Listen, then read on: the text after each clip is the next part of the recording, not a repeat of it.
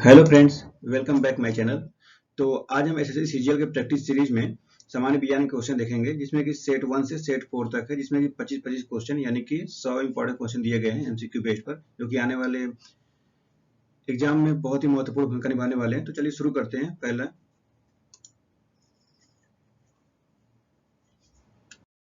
तो इसमें देखते हैं पहले सेट 1 में 25 क्वेश्चन है। तो चलिए सामान्य विज्ञान के 25 क्वेश्चन देखते हैं।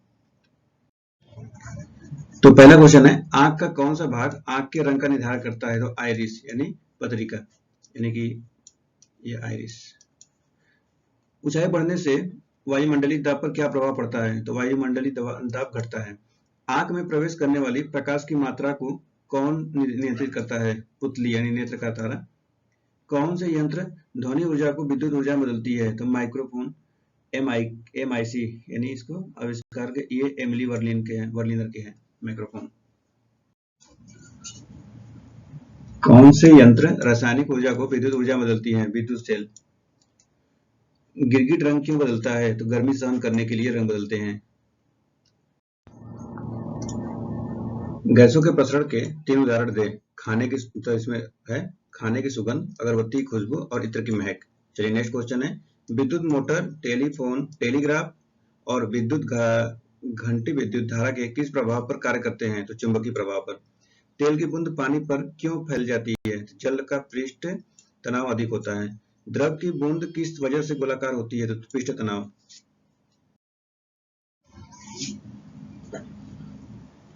धातु की शुद्धता का निर्धारण किसकी सहायता से किया जाता है? तो आर्किमिडीज का सिद्धांत। परमाणु विखंडन प्रतिक्रिया के दौरान उत्पन्न ऊर्जा का प्रयोग किया जाता है तो विद्युत बनाने में। चलिए नेक्स्ट क्वेश्चन है, पहाड़ों पर जल कम तापमान पर क्यों उबलता है? तो पहाड़ों पर वायु दाब कम होता है। फ्यूज तार एक पतला तार होता है जो मिश्र धातु का बना होता है। तो टीन व सीसा। बादल वायुमंडल में क्यों तैरते हैं? तो अल्प घनत्व के कारण या निम्न घनत्व के कारण। मात्र 2 ऊतक कौन से हैं जो खून से ऑक्सीजन प्राप्त नहीं करते हैं? तो नाखून और कार्निया। चलिए नेक्स्ट क्वेश्चन देखते हैं, मानव शरीर में सबसे छोटी हड्डी कौन सी है? तो यह स्टेपीज। रेफ्रिजरेटर के सिद्धांत पर कार्य करती है? तो द्रव के वाष्पन सिद्धांत पर। लोलक की कालावधि किस पर निर्भर करता है? तो लंबाई के ऊपर। नेक्स्ट क्वेश्चन है, वॉशिंग मशीन किस सिद्धांत पर कार्य करता है? तो अपकेंद्रण। विटामिन बी वन की कमी से कौन सा बीमारी होता है? तो बेरी। विद्युत प्रेस के तापन तंतु नाइक्रोक्रोम को किसके बीच रखा जाता है? तो अभ्रक। नेक्स्ट क्वेश्चन, तो चलिए इस सेट का लास्ट स्लाइड देखते हैं। सबसे पहले प्रकाश की गति को किसने मापा था? तो रोमर ने। साइकिल चलाने वाले मोड़ लेते समय क्यों झुकता है? क्या साइकिल चलाने वाला मोड़ लेते समय क्यों झुकता है? वह झुकता है ताकि गुरुत्व केंद्र आधार के अंदर बना रहे और ताकि गिरने से बच सके। हाइड्रोजन कितने आइसोटोप होते हैं? तो इसके 3 होते हैं, प्रोटियम, यूटेरियम और ट्रिटियम। तो चलिए अब सेट 2 देखते हैं, जिसमें कि इसमें 26 क्वेश्चन हो सकते हैं। तो चलिए देखते हैं, नाभिकीय रिएक्टर में श्रृंखला अभिक्रिया को नियंत्रण करने के लिए किसका उपयोग किया जाता है? तो कैडमियम की छिड़का। कुछ जीवाणु जनित रोग के नाम बताएं। तो टीबी यानी क्षय, प्लेग, डिप्थीरिया, कोड़, टिटनेस, निमोनिया, हैजा। प्लास्टर ऑफ पेरिस का सूत्र बताएं। CaSO4 N/2 H2O, calcium sulphate hydrate. Next question,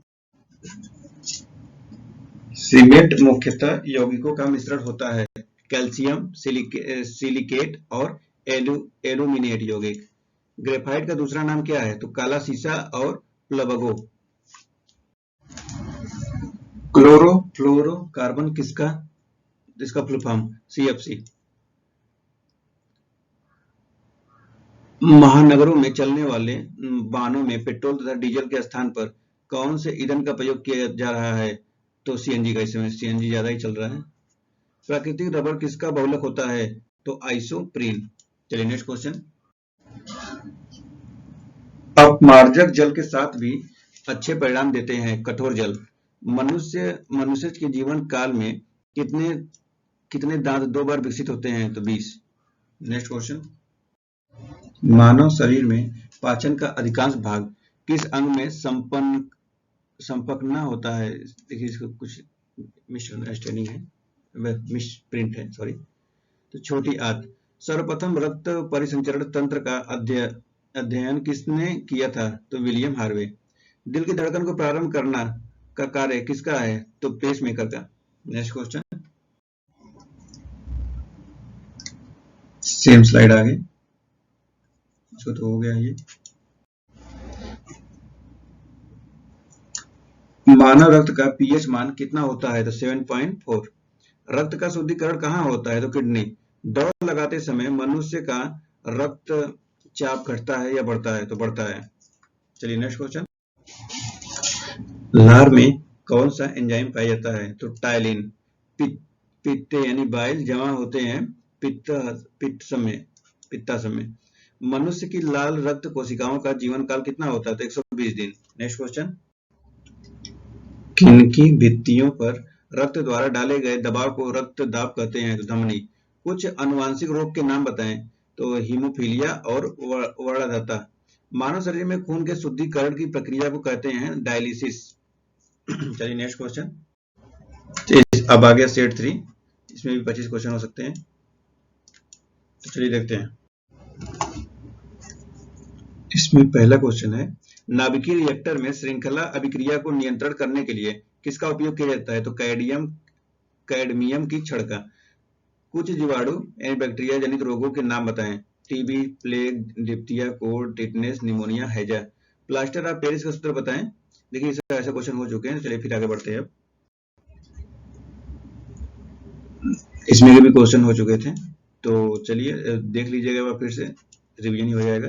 fluorocarbon का सीएफसी होता है, ग्रेफाइट का दूसरा नाम काला शीशा प्लग है, वो है। ये भी क्वेश्चन हो ही गए थे। महानगरों में इसमें सीएनजी का प्रयोग किया जा रहा है। प्राकृतिक रबर का बहुलक C5H8 और अपमार्जक जल के साथ भी अच्छे परिणाम देते हैं। तो कठोर जल कैल्शियम और मैग्नीशियम के लवणों की मात्रा का अधिक। नेक्स्ट क्वेश्चन, मनुष्य के जीवन काल में दांत का भी क्वेश्चन आएगा 20 बार का। मानव शरीर में भोजन का सबसे अधिक पाचन ये छोटी आंत का भी था, ये भी क्वेश्चन हो गया है।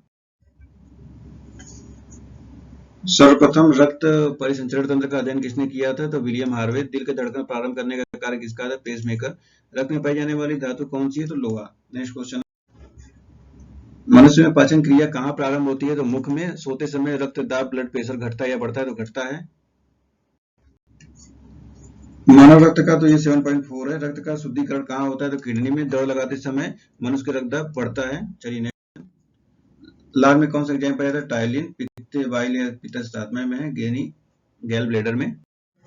मनुष्य की लाल रक्त कोशिकाओं का जीवन काल कितना समय होता है? तो 120 दिन का। किसकी भित्तियों पर रक्त द्वारा डाले गए दबाव को रक्तदाब कहते हैं? तो धमनी, यानी हृदय से शुद्ध रक्त को आगे पहुंचाती है। कुछ अनुवांशिक रोग का नाम बताएं? तो हीमोफीलिया और वर्णदत्ता।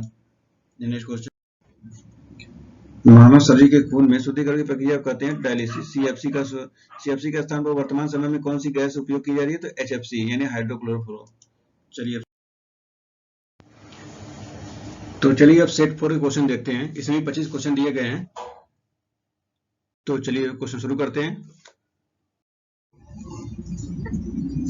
किसको आरबीसी का कब्रिस्तान कहा जाता है? तो प्लीहा को। पेट में भोजन को पचाने के लिए किसकी खास आवश्यकता होती है? तो एंजाइम।